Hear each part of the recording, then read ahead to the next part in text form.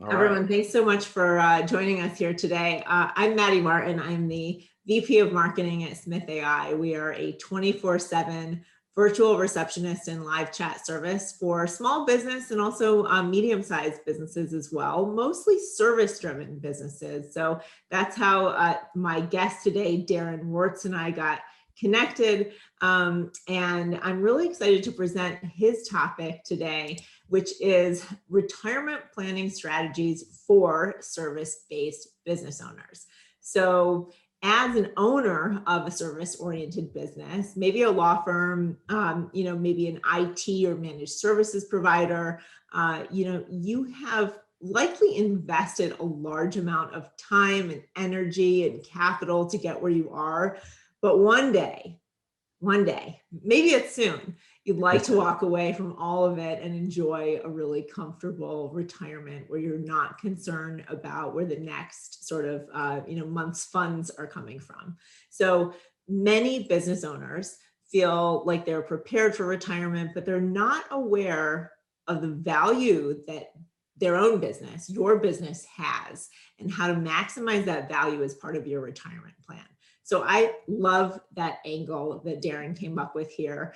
And in this workshop over the next hour, Darren is going to be talking from a financial advisor's point of view about retirement planning strategies that you can use now to prepare for a really smooth succession and secure retirement. So Darren will go over essential steps that you should take to plan your retirement, how to calculate how much you need to retire, how to maximize the value of your business to fund your retirement, and then some strategies for succession and the sale of a service-based business that you might just own right now. So without further ado, Darren, please introduce yourself, and then you can share your slides and we can get started. All right. Sounds good. Well, thank you so much, Maddy, for that great introduction. I'm so excited to be here today. I've been working with Smith.ai for a couple of years now, I think, and really been a great service. I've really enjoyed working with them. And I saw you guys do webinars all the time. So I was like, hey, let's partner together. So really happy to do this. I want to welcome each of you today. Thank you so much for joining and spending a few minutes with me. Got some great stuff I'm going to share with you. I work a lot with law firms and business owners who are service-based business owners, and helping them prepare for retirement. We're going to look through the 3 essential steps to retirement planning, show you how to figure out exactly how much money you need. And hopefully that's going to be very helpful for you. So I'll go ahead and put my slides up here and we'll get started. And Maddy, I'll pause, throughout if there's questions. And, yeah, absolutely. If you have questions, just throw them in the chat or the Q&A. And I'll keep an eye on them. Sounds great. All right. Okay, retirement planning strategies for service-based business owners. First, just a quick introduction about me. My name is Darren Wurz. My company is Wurz Financial Services. I'm located in Cincinnati, Ohio, in the Midwest. I'm an investment advisor. I'm a certified financial planner.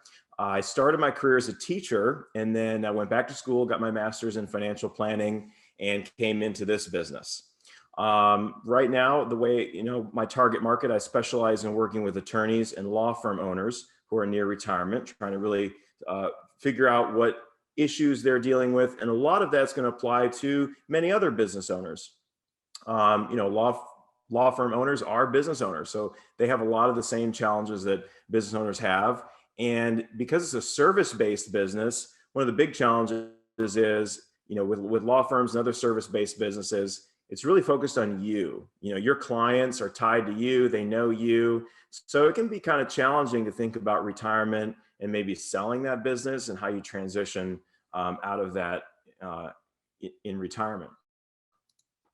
My mission in my business is to help small business owners like you figure out how you can maintain your desired lifestyle in retirement, avoid common pitfalls on the road to retirement and in retirement, pay less in taxes, that's a big one, especially for business owners, make better investment decisions, and of course, make sure you have enough income for both you and your family in retirement. So how about you? You're here today on this call. There's a reason that you joined us today, that you signed up for this. What's your story? Well, I don't know you personally, but if some of these things apply to you, you're in the right place. You're a successful business owner. Maybe you're about 5 to 10 years away from retirement, starting to really think seriously about the next steps. You've been dedicated to helping your clients make smart decisions, and now you're facing some decisions of your own about what your future is going to look like. You've got limited time. That's a big thing. So at a certain point in time, people start to realize, oh, wait a minute, I'd like to retire one day. I'm not going to work forever. So you realize that that's coming. And but as a small business owner, you've got a fairly complex financial situation. Maybe you're in a place where you're looking for a professional who can help you to gain some clarity, plan out your future, and make sure you're making smart investment decisions. If any of those applies to you, you're in the right place. We've got some great information to share with you. First, let's talk about some of the challenges that are facing service-based business owners today and people in general today. Pensions are going away. Used to be you could work for 30 years for a company, get a nice pension and a gold watch and nothing to worry about, right? But things are really transitioning to where you are responsible for saving for your own retirement. Also, people are living longer today. I don't know if you know this, but years ago when Social Security was first created, people really were not living much farther beyond Social Security age. Today, people are living well into their 80s, 90s, and you're seeing more and more people live into their hundreds even. So you could easily spend 30 plus years in retirement. You got to make sure you've got enough money to last, right? So that's a big concern. Number 3, lower expected return on investments. Now this may or may not happen, but a lot of people, a lot of experts are telling us that the future returns for the stock market may be quite limited given the returns that we've had over the past few years. Since returns have been so good, maybe things will be a little bit more limited in the future, especially if we have rising inflation and rising interest rates and things like that. So maybe that's a concern for you.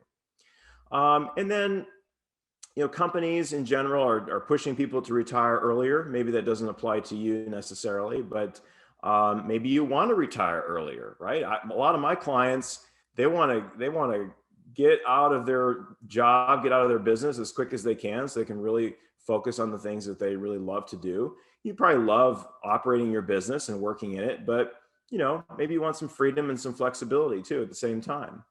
And then of course there's, for all of us, a lack of time and perhaps even a lack of planning.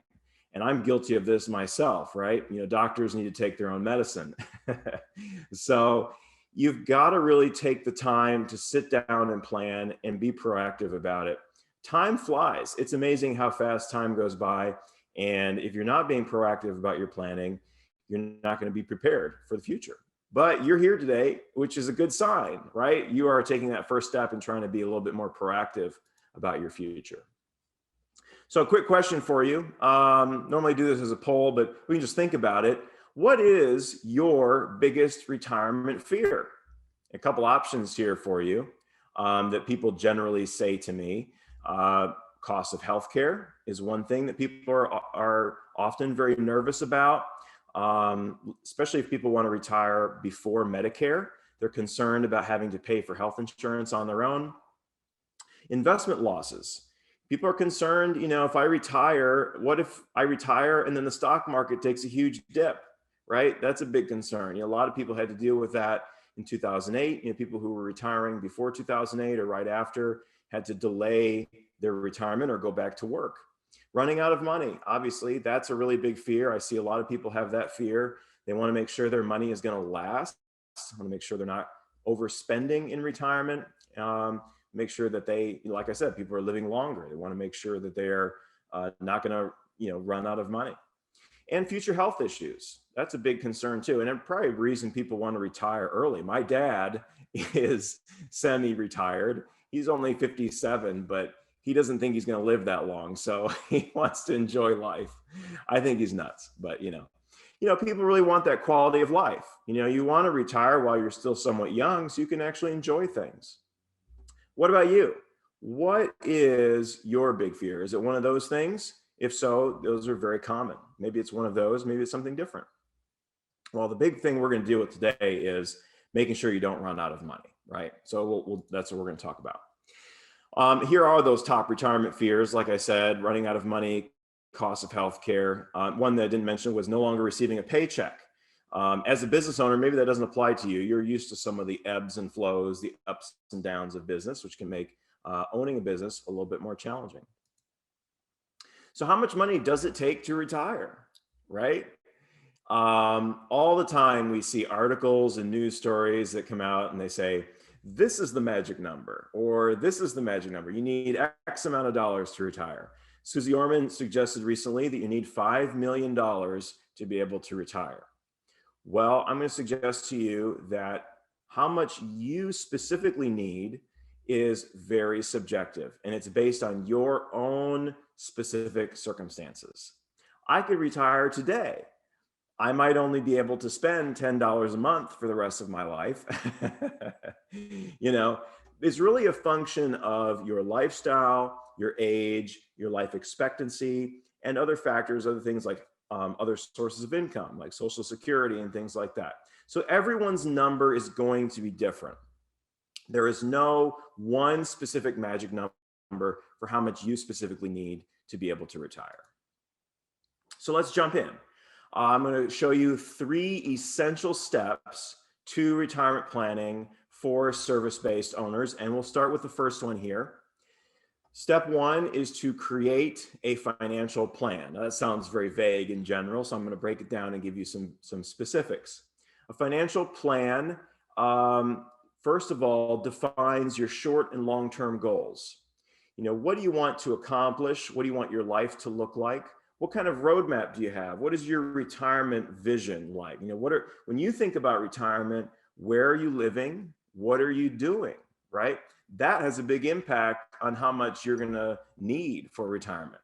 If my retirement goal is to go live in a log cabin somewhere, out of the way, you know, where my expenses aren't a whole lot, I'm not going to need as much as someone who wants to maybe retire to a high rise in Miami. You know what I mean? So it's very different for everybody. And that's a big critical piece. You need to think about what exactly do you want your life to look like in retirement?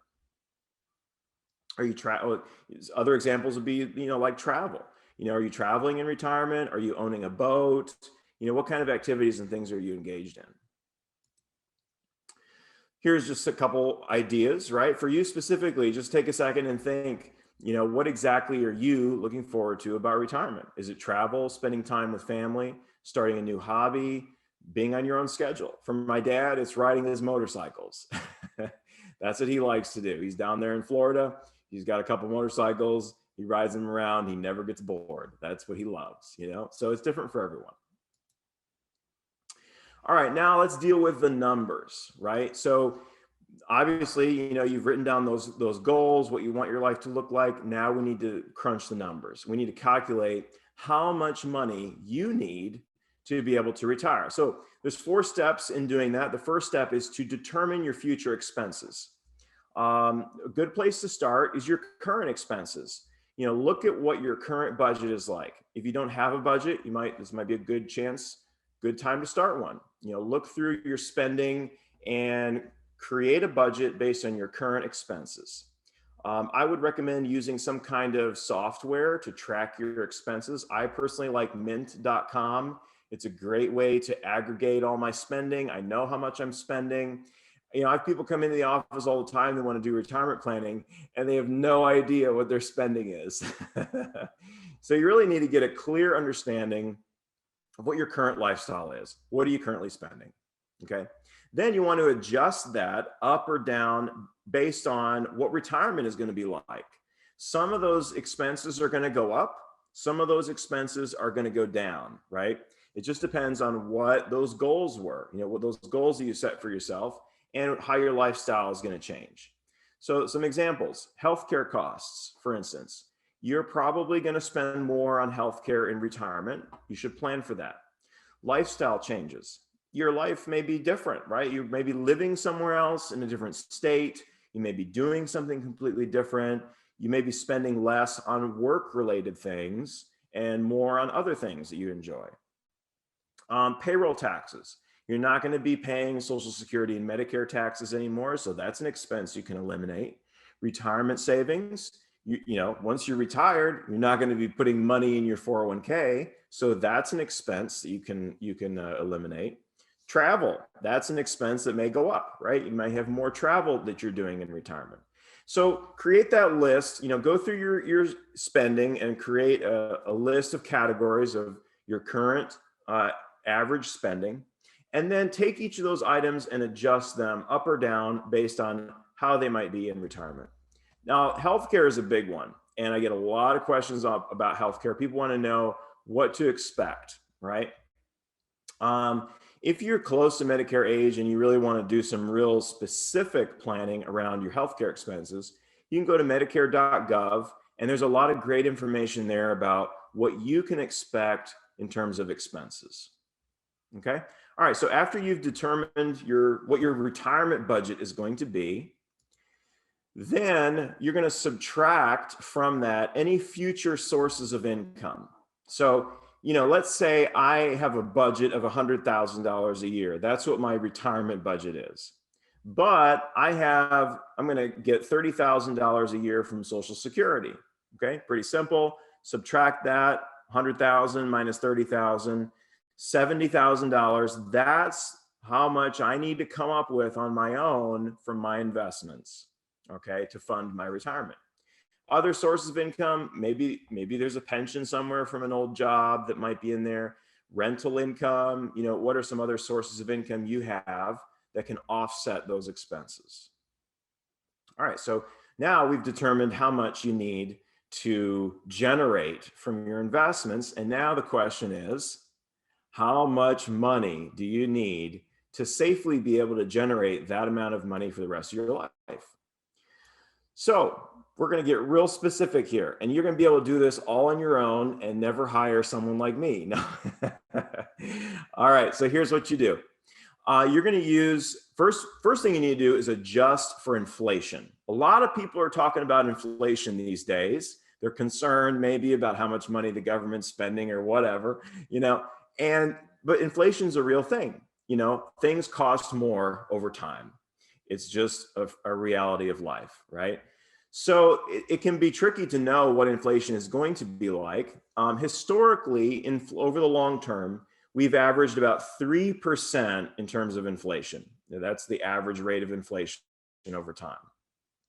So you need to adjust that number you got in step 2 for inflation. And here's how you do it. You go to this website. Here's one website you can visit. There's others. If you Google compound interest calculator, you can probably find something like this. This is one I like on moneychimp.com. And this is what it looks like. So in the current principal box, you put that income you need from your investments, which for our example was 70,000. Then years to grow, that's the number of years until retirement. So if I'm 55, I want to retire at 65, I've got 10 years, I'm going to put 10 in that box. If you're 30 and you want to retire at 70, you put 40 in that box, whatever it is for you. Then you're going to put in the interest rate box your assumption for what inflation is going to be in the future. Going off long-term historic averages, we're going to use 3% for our example. Okay? Then you just click the button. It's pretty simple. So 70,000 in today's dollars will be 94,000 in 10 years from now's dollars. Okay? So instead of 70,000 a year, 10 years from now, I'm actually going to need 94,000 a year if we have inflation of 3%. Okay? Now, I think I'll pause there and ask Maddy if we have any questions so far, because maybe we're going fast. No, I think you're good. Okay, good deal. We'll roll on here. Okay, so this is I need 94,000 a year in retirement when I get to retirement age. Now, step 4, what bucket of money do I need to be able to generate 94,000 a year for the rest of my life? Well, I've got another calculator for you. This one is called a present value annuity calculator. You can Google that, Or you can go to MoneyChimp and use the one that I'm using here. And it's very simple. So we got 94,000 in the last step. You're going to put that in the top box that says annual payout. Then you're going to put your growth rate. Okay, so I think, I'm going to assume that I can get 6% on my investments in the stock market going forward. That's a pretty conservative estimate. Now, this is where you're going to have to make some assumptions, right? And so what you assume could yield completely different results, but we want to be somewhat conservative, right? You don't want to estimate 20%, that you might get 20% a year. That's a little bit unrealistic. But if you don't get it, then you're going to really miss the mark. So you want to be somewhat conservative in your estimate. Now, if I'm assuming I'm going to get a 6% rate of growth, why did I put 3? Because that is adjusted for inflation, right? I'm going to need that 94,000 a year to go up each year. I'm going to need to give myself a raise each year. And the way to do that simply is to use an inflation adjusted rate of growth, which, let's say 6% is how much I think I'm going to earn on my investments, subtract the 3% inflation rate, and you get 3%. Now, it's not the most mathematically exact way to do it, but that's a pretty good way, okay? All right, and then years to pay out. That's how many years I'm going to be retired. If I'm retiring at 65 and my life expectancy is 95, I could be retired for 30 years. So I'm going to put 30 in that box. Click the button. I'm going to need 1.9 million at retirement. Okay, so when I get to retirement, that's the bucket of money I'm going to need in 10 years to generate 94,000 a year with inflation, going up with inflation for 30 years. All right, okay. Now, the next step is to see if you're on track, right? So now that you've figured out how much money you need, you could just compare that with where you currently are, or we could be a little bit more mathematical about it. So for a service-based business owner, you need to think about how much money you could potentially sell your business for. Your business is one of your biggest assets, right? And it can yield value. A lot of service-based business owners don't think about this very much because they don't necessarily believe that their business has value, but your business does have value. How much value? We're going to talk about that in just a minute. However, let's say you could sell your business for 500,000, right? So in the last step, we said we needed, in our example, 1.9 million to retire. Well, let's plan for the potential sale of my business. Let me assume that my business I can sell at retirement for 500,000. Well, then instead of 1.9 million, I'm going to need a portfolio of 1.4 million. So pretty simple. You just subtract the potential sale of your business from that amount you need to be able to retire. There's a lot of things you could sell. You could sell the business itself. Maybe there's physical property like a building or real estate that would go along with that. And all of that's going to factor into how much you could potentially receive from the sale of your business. Okay. And then finally, so are you on track? We've finally determined, right, how much I'm going to need in just pure investment assets. Now I want to see if I'm on track. So go back to that compound interest calculator, and here's how you're going to use it this time. This time in the current principal box, you're going to put your current portfolio value. In the annual addition box, put how much you're currently saving. How much are you contributing each year to your IRAs and 401k, et cetera, different investment accounts. Years to grow, that's the number of years until retirement. This time we're going to use a non-inflation adjusted rate of growth, and I'm going to use 7% because I'm going to be a little bit more aggressive before retirement. And click the button, and it looks like on that track, if I have 500,000 now and I'm saving 20,000 using those assumptions, in 10 years I'll have 1.2 million. I need 1.4. So then you can go back in and you can make some adjustments and play around with it, right? Maybe we put 25,000 in the annual edition and see, what if I save a little bit more? Will that get me to where I need to go? Or you could adjust the years to grow. Maybe instead of retiring in 10 years, I'm going to retire in 12 years. That's going to mean you need less to retire, and it's going to mean your portfolio will grow more. So that can make a really big impact. So those are two things you can play around with to see, to get yourself on track to that number you need to hit. Okay. All right. So that's step one, right? That was a lot for just step one. But the idea here is to figure out how much money you need and then to see if you're on track to reach that amount. If that was confusing to you, I can help you with that. My business, my firm, we help individuals like you clarify your financial picture by figuring all that out for you. And we'll help you organize and simplify everything, put everything together so it makes sense, and then help you monitor your progress over time to make sure you're reaching that goal and making progress towards that goal. Okay, any questions so far before we dive into step two? Okay, we're good. All right. If you have questions along the way, feel free to pop those in the chat, and then we'll answer those questions. Okay, so step two is, not only do you want to make sure that you know how much you need and you're on track to that number, a really big key ingredient is your investment strategy. You want to make sure you have an investment strategy that is aligned to your financial plan. I see a lot of mistakes all the time. Sometimes people are being too conservative.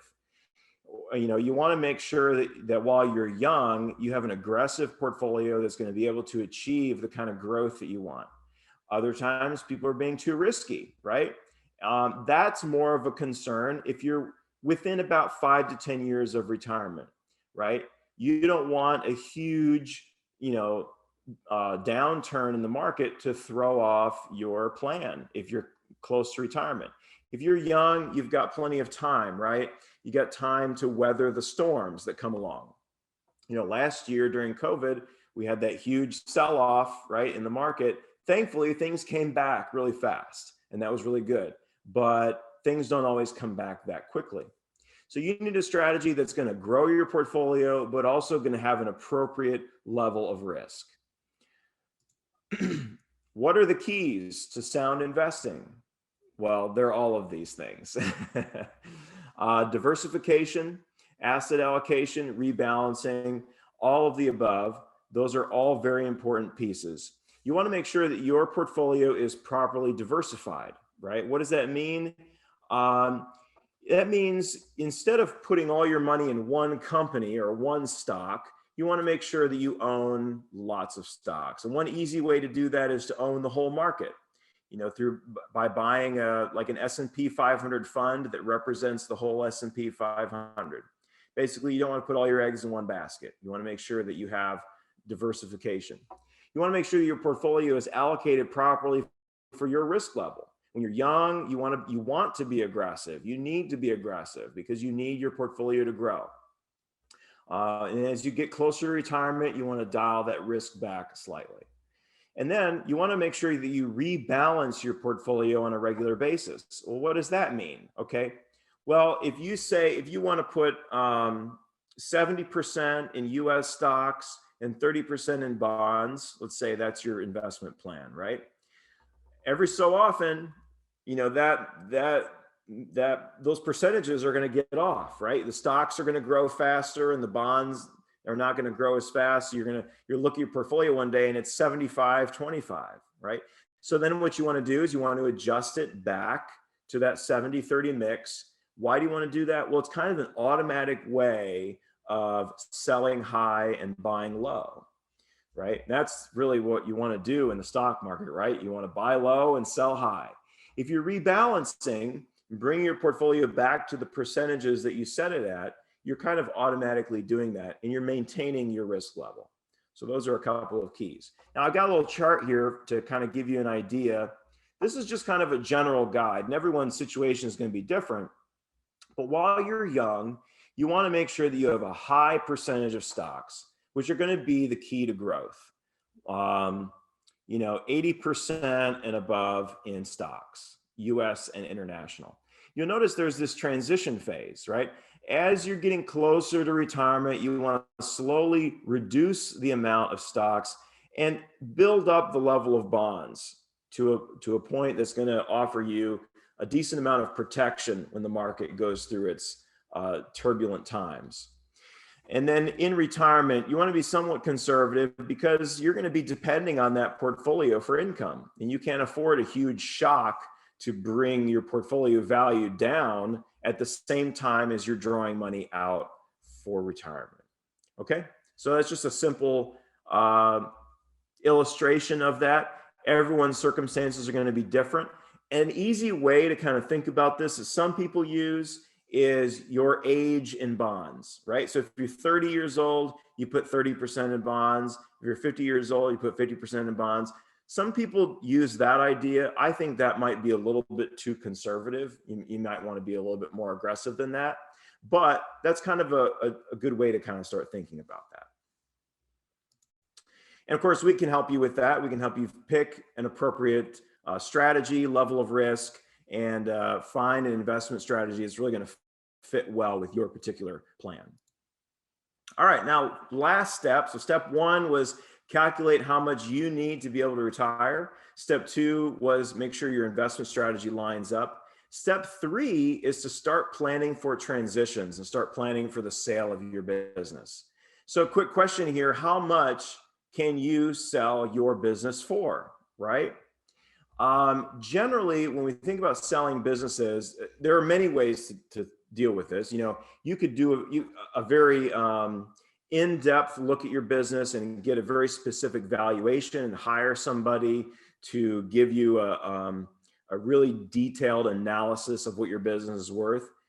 Or you could estimate, if you're not ready for that, you might want to just estimate what your business may be worth. So the way we typically do that is by using your level of earnings. This is the way stocks are valued, right? Stocks have a price to earnings multiple or a price to earnings ratio, which is the stock price ratio to the earnings of the business. We can value small businesses the same way. So what do you think? 1 to 2 times earnings, 2 to 3 times earnings, 3 to 4, 4 to 5? Well, it's going to be different for every business. Generally, however, service-based businesses like law firms that are very tied, where you have clients that you have a personal relationship with, that you work with on a personal level, generally businesses like that, it's going to be 1 to 2 times earnings. And I know that's not super encouraging, but that's generally what we see. So if you think about that, let's say you own a service-based business that's doing $250,000 a year in earnings, you could potentially sell that business for $500,000. Okay, so that's kind of a ballpark what to expect. Now, a lot of times the challenge for people who own service businesses like law firms and accounting firms and other types of services, they're concerned about what has value. They don't think that you may have a concern about value. You may not think that your business is really worth anything, right? Because maybe you're a law firm owner and people do business with you because they want to do business with you specifically, right? And they have a relationship with you. Well, there are parts of your business that do have value. And here are some of those things to think about. First of all, the physical property and the building. If you own the space where your business is, that obviously has value. Your website, your online presence in today's world, that has a tremendous amount of value. If you have a website that's really up to date, that gets a lot of traffic, that's really high in the search results, that's really high in Google's results, that's on that page 1 of Google, that does actually have a lot of value. If you're a law firm in a big city that specializes in personal injury, let's say, and when people Google truck accidents, your name pops up, that is extremely valuable. Another thing that has value is your brand, right? You've built a brand, you have a reputation in the community, you have people know your name. that has value. Now, sometimes as service-based business owners, we make a big mistake. We name our businesses after ourselves. And that can make it hard to sell your business because it really ties the identity of your business to you. So what you want to do, and my business, I did the same thing. My business is Wurz Financial Services, right? Oops. Okay. Well, one day what I'll probably do, and what you may want to do, is to rebrand your business as a different name that's not your name, right?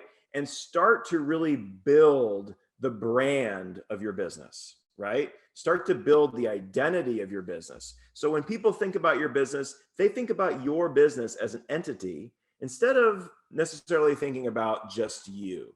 And that way you are developing an identity, developing an object, an asset that has value, okay? So that might be something you want to consider. Your processes and procedures, everything that you do, if there are things that you do a specific way, your intellectual property, all of that has value. Your client lists, your contact lists, all of that has value.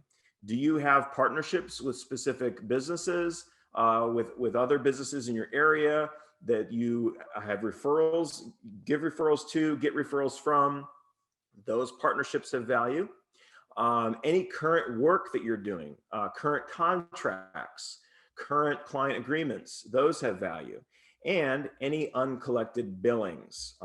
If you have services you've performed, haven't collected those accounts yet, those also have value, obviously. So there's a lot of pieces of value. And what I want you to think about is the fact that your business does have value. A lot of business owners who own service-based businesses are just planning on shutting it down one day. And I encourage you to really think strategically about how you could obtain value for your business. If not, if you can do it, why not, right? That's extra money in your pocket, extra money that can help you fund your retirement. Now, for service-based businesses, it's a process, right? You don't just go out one day and find someone to sell your business and they write you a check.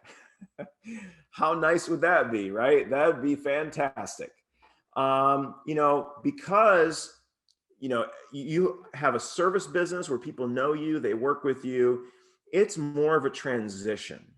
So you need to start thinking about it and planning it early. I recommend at least 5 years. Maybe a little bit longer, but you want to have at least a 5-year transition period where you're transitioning the business to the new potential owner. And there are some steps that you want to take. I already mentioned one of them, right? And that is building up the brand and the identity of your business as a separate entity, separate from you, okay? So that's one thing.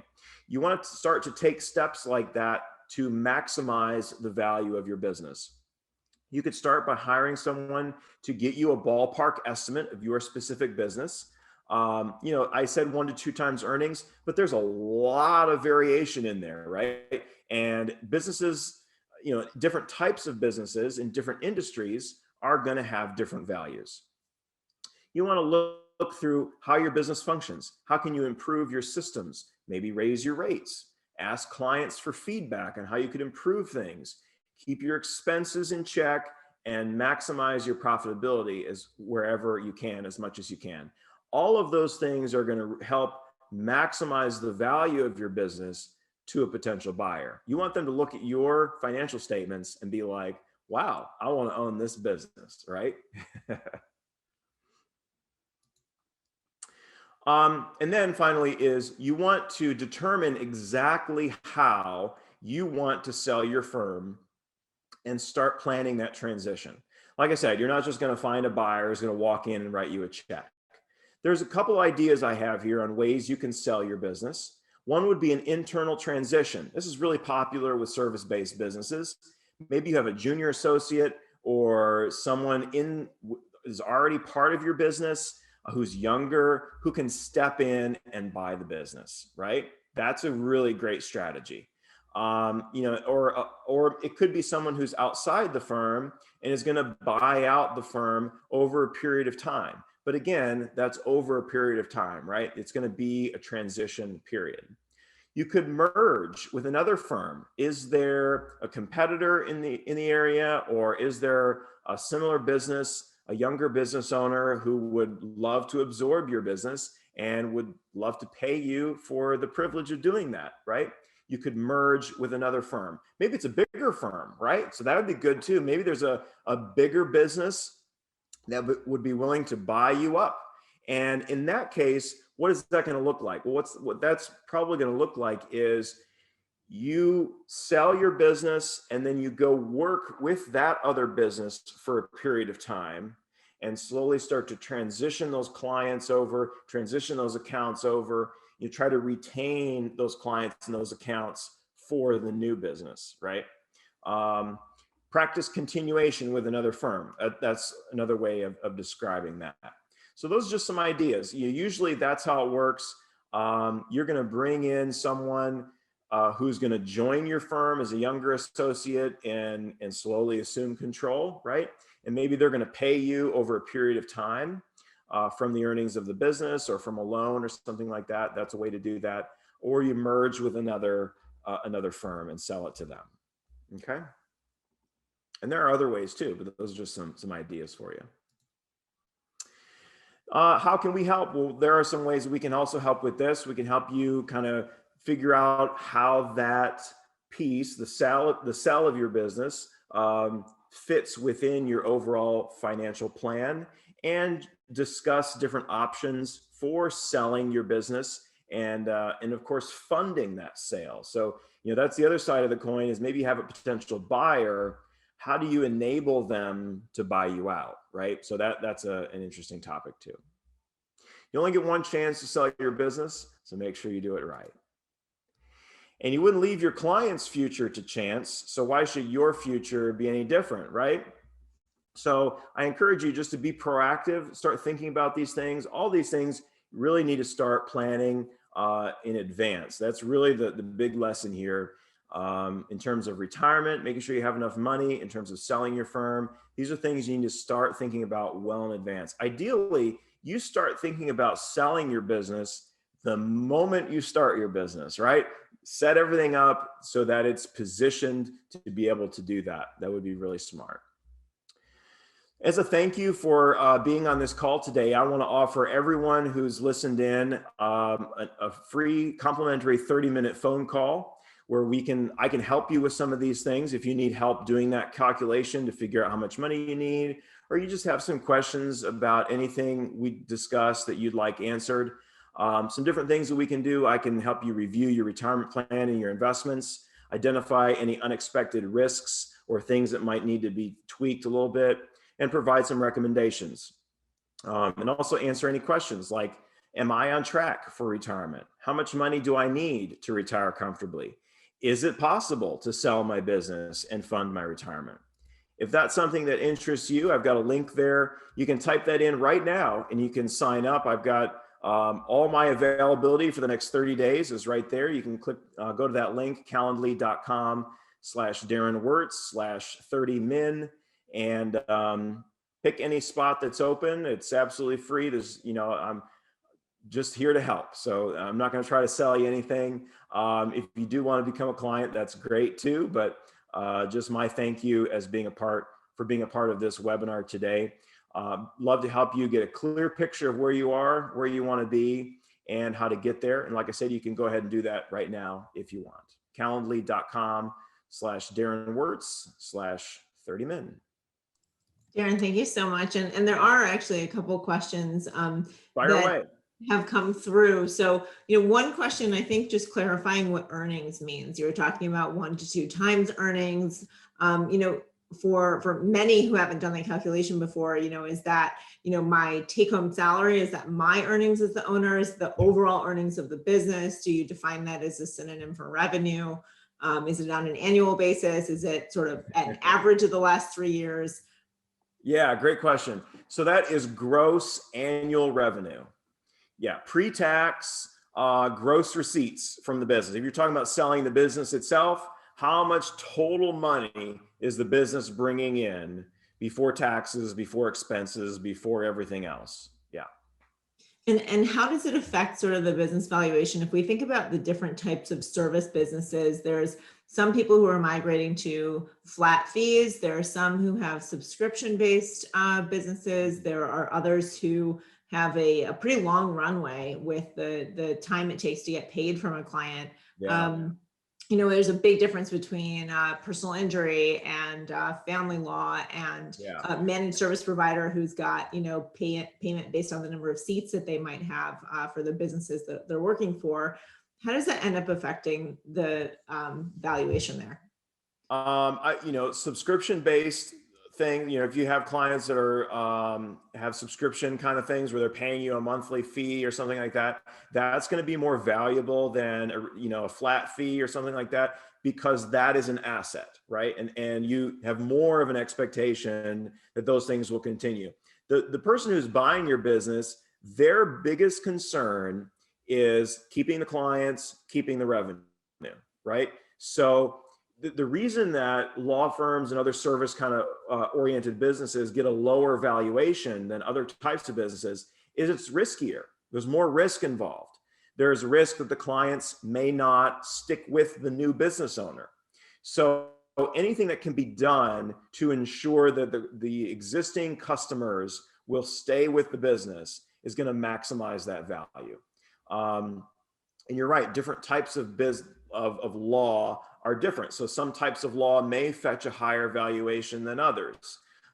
It just really depends on the identity is a really big thing. So the more the business hinges on you specifically, the less valuable your business is going to be because you're a big factor, right? So we talked about trying to establish the brand identity of the business itself as separate from you, the owner, right? So that's going to be really critical. What about, so we talked about sort of websites and domain and traffic. Yeah. Are you seeing that there are purchases of businesses, especially service-driven businesses, just for that traffic alone, or to add another maybe service area, expand a service area or practice to an existing business? Yes. I have seen where that is really one of the primary assets, because a lot of businesses, that is maybe the primary way they find clients. Mm-hmm. People Google something and they come across your blog, they read it, they sign up for a consultation, right? So if that is how you're obtaining clients, that's extremely valuable. That funnel, people want that funnel, right? And it's a lot easier to just start getting the clients that are coming through someone's funnel than to go develop a new funnel, right? Because it's like real estate. You've got that you got that listing on page 1 of Google, and right, it can be hard to dislodge you. You're there. So that definitely has a lot of value. Okay. I mean, one of the other things I think that might come to mind is, how much ownership do you have over your systems and any procedures? And one of the things that really comes to mind, actually, that we did a webinar on not too long ago, was the DIY sort of product that you might be building. Different websites that actually are platforms for a little bit of light services that is self-service. We see that in legal, but also other services. I'm sure that you see this in finance as well. What are the sort of DIY products that service businesses are offering that they're creating themselves? They're using workflow tools, they're using document automation tools to actually make that tool available to the clients and say, for a flat price, you can actually use this. It seems like those products actually have a lot of value to add on to any service-driven business, maybe tools and calculators that you could develop yourself. Big time. Those are commodities. Those are actual, instead of being a service, that's more like a product. It's a product that you're selling. So you don't have any inventory cost, so that does have a lot of value. Definitely. I definitely agree with that. Are there any common questions that we didn't cover today, and I'm just putting that link to the YouTube video, by the way, in the chat for anyone who's curious about the DIY products, because that was a really great seminar as well. Are there any common questions or myths that clients are coming to you with that you really just want to debunk that we didn't cover yet today? The timing of things is really critical. We presented a very simple way of viewing things, and in our simple illustration, you retire and all of a sudden you start Social Security and Medicare simultaneously. Doesn't always work that way. Sometimes there's a little bit of a gap where things happen in a different order. So getting the timing down is critical. Most people, when it comes to Social Security, we do with that. That's a whole different topic, right? But most people actually take Social Security early, which you can qualify for Social Security at 62, or you can wait until 70 to take it. Each year that you delay taking Social Security is an 8% increase in the benefit that you're going to receive.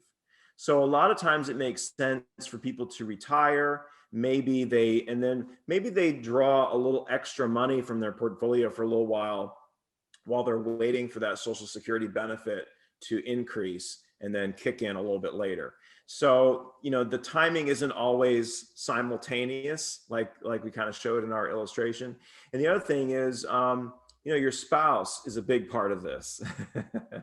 So their career and their job, their retirement assets, their Social Security, and all of those things play into it, very, very closely too. And you got to think about the timing of those things as well. So it can get fairly complex. I usually encourage people, if they're capable of it, to delay Social Security at least until normal retirement age, if not until 70, because Social Security is insurance against living too long, is how I like to think of it.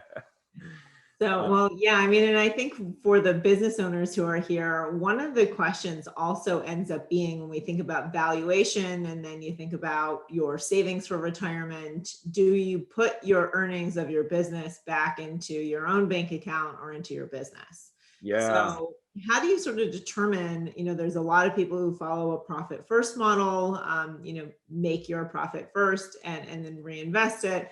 There are others who really just want to pour every dime back into their business, into their marketing, into the sort of market presence. How do you go about that balance if you're looking to increase the valuation, maybe even as you get closer to retirement, but even for those who are in their 30s or 40s, who might be owning a business, do you pay yourself or do you invest more in the business? That's a really good question, right? Yeah, do you put it towards your own retirement assets or you invest that money in your business? I think so. A lot of business owners make the mistake of thinking that their business is their retirement asset, that's it, right? And that's the thing they're going to sell. They're not putting money into retirement. They're just going to sell their business and use that to fund retirement. I think that's a mistake. Personally, it can work, but we need to think about it in terms of risk, right? Investing in your business versus investing in the S&P 500, right? They're both investments, right? But your business entails greater risk. Now you may think that it doesn't because you own it, you're in control. It feels like something that you can really control. What you can't control necessarily are a lot of the external factors that may affect your business and the ability of someone to buy it. So that's really the big thing is someone going to be there to buy my business? And am I going to be able to get the money that I need for it? When you're younger, I would say, don't neglect your retirement savings. I understand I'm there. Hey, I've done the same thing. I want to plow my earnings into the business, grow the business. At the same time, you want to make sure you have a baseline, going in. You want to make sure that you're saving something, not neglecting it, because time is really one of your biggest things that you have. And the other thing too is your retirement savings can give you some really big tax benefits. So you can really kind of kill two birds with one stone. You can maximize some of those retirement savings through your 401k or something like that. And that can generate tax savings that then you can use in the business. So it doesn't have to necessarily be an either or. But yeah, I do see that a lot where people are just plowing everything into the business and the business is the asset. It's all about diversification, right? We want to invest in our portfolio and in our business. We'll make sure we're doing both. So that's actually, I guess, leading to my last question for now, Sure. just based on how much time we have. We talked about the DIY products and, maybe investing in something that is an adjacent business. Do you put that under your existing business, or do you spin up maybe a separate business? Are you seeing there being more value in sort of like augmenting an existing business, or maybe having multiple businesses? That's a really good question. I don't know if I'm the guy that can answer that one necessarily. Totally fine. Yeah, but there could be both. I mean, yeah, there's no reason why you couldn't have separate businesses and then, sell one off if it's, the key is really, is it something I can sell? Does it have a value, a brand, an identity of its own? If someone buys it, is it going to continue to be profitable for them? That's what they're worried about. The owner of whatever you're selling wants to make sure that they can buy it and it's going to continue to generate revenue. So another reason to treat your staff very well, because their loyalty will go into your pitch deck for that sale, I'm sure. How long has your staff had tenure with you? So yeah. Well, sure. Darren, thank you so much. Is there anything else you want to close us out with? Yeah, I've got a couple links on the screen there. You can check out our website. We've got a great blog going on, and then our socials up there too. We're on Facebook, Twitter, and LinkedIn. If you want, I mentioned the 30-minute complimentary review. Feel free to sign up for that. Or if you just have a quick question, you want to email me, there's my email address on the screen there. You can do that too. Awesome. All right, Darren, thank you so much. Look forward to connecting with you again soon. As always, appreciate your time and your expertise here. And everyone, I hope that you took a lot away from this and that you go and use those calculators and get your, finances in order for retirement. It's going to benefit you to think about it now rather than later. Absolutely. All right. Take care, everyone. Have a wonderful rest of your day.